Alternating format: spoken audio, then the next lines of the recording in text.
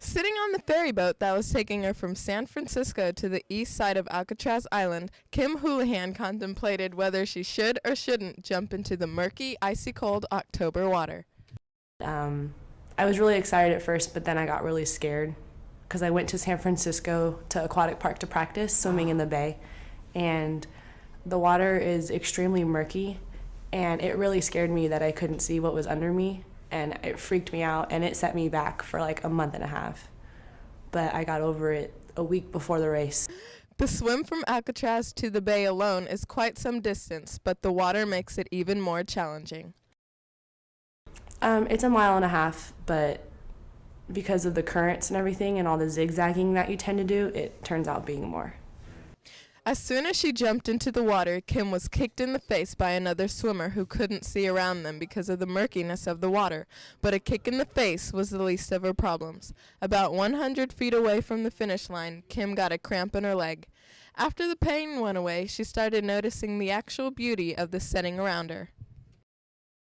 It was really cool. You know, you breathe to the right and you have the Golden Gate Bridge, and then you breathe to the left and you have the Bay Bridge, and then just the skyline and the view. It's just really cool to look around and realize what you're doing, and that, you know, a lot of people will never even dream about doing that.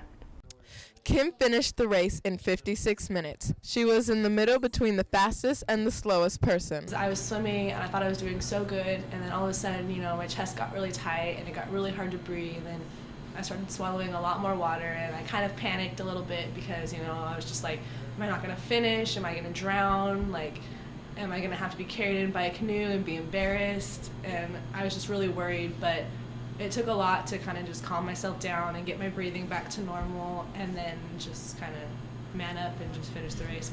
Kim finished the race in 56 minutes. She was in the middle between the fastest and the slowest person. Yeah, I got beat by a chubby 9-year-old who didn't have a wetsuit, but Although she was faced with many challenges and had to deal with facing her fears, she overcame it and achieved her goal. And I was so proud of myself, and then towards the end I was like, and I didn't even practice that much, you know, I got kind of a little cocky, but I was just so happy to be part of the experience. And it's really cool to have a life goal and then all of a sudden have it 2 months away and then actually do it, you know. So I was just really grateful that I was able to do it then with my uncle and with everyone else and just be part of it. It was really cool. Reporting for Channel 25 News, I'm Royce Bryan.